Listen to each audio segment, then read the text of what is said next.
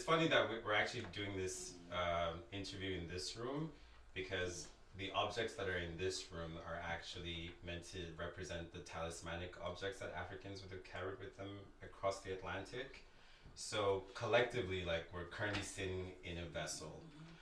So I'm always really inspired by ancestry and like how can I use objects, found objects, discarded objects to sort of like embody these stories of people who've been forgotten. Hello, my name is Courage, and I am a collaborator with Luminato and have been for the last few years. And I am interviewing the illustrious Oluseye about his work, the Black Ark. Hello everyone, my name is Oluseye Ogunlesi. I recently started going with my last name as well because my dad insisted. Yeah, I'm a multidisciplinary artist of Nigerian heritage. I work predominantly with found objects that I've been collecting over the last 4 years on both sides of the Atlantic. What made you choose the theme of the Black Ark?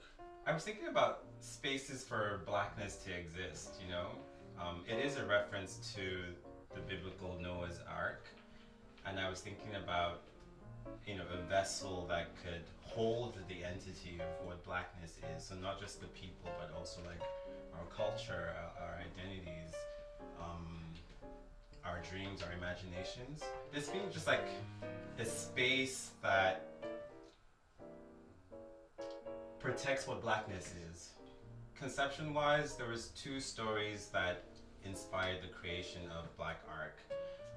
The first was an oral history that was told to me when I spent 3 weeks in North Preston in 2018 and then again another 3 weeks in 2019. And I met a man by the name of Pastor Al, and he had told me how his ancestors, who were Black loyalists in North Preston, were given the chance to move to Sierra Leone to found Freetown. And in the winter of 1792, there's about 30 families totaling almost 2,000 people who would make that journey across the Atlantic for a new beginning. I also realized that there are not a lot of monuments in Canada that actually acknowledge that slavery did exist here, or the fact that 60 of the slave ships that were used in the slave trade were built in Canada. So I kind of was interested in creating something that acknowledged both of those histories, both of those migrations. There's a duality in the movement of blackness across the Atlantic that I think Black Vessel aims to capture and also to educate Canadians. Yeah, I think for me, I migrated here 21 years ago, and there's always been this search for what it means to be Canadian for me. And I don't think that until I went to North Preston and met with these Black communities that have been there since the 1700s, it wasn't until then that I truly felt Canadian. So, Exodus 1972 is inscribed on the Black Ark. I'm just wondering if you can perhaps explain a little bit more about that. Okay. So Exodus 1792. 1792 is the year that a man by the name of Thomas Peters would rally together a group of people who lived in North Preston or in Halifax, Black communities there, and would get them to come with him on a ship on several ships actually, going back to Freetown, Sierra Leone to start a new colony of Black people. So I wanted to the thing with Black Ark is, yes, on one hand it references the history of slavery, which is one migration from Africa to the Americas, but on the other hand it's also looking at this migration of formerly enslaved people going back to Africa. Mirrors were a huge part of the project for me. Africans were, sold into slavery in exchange for mirrors.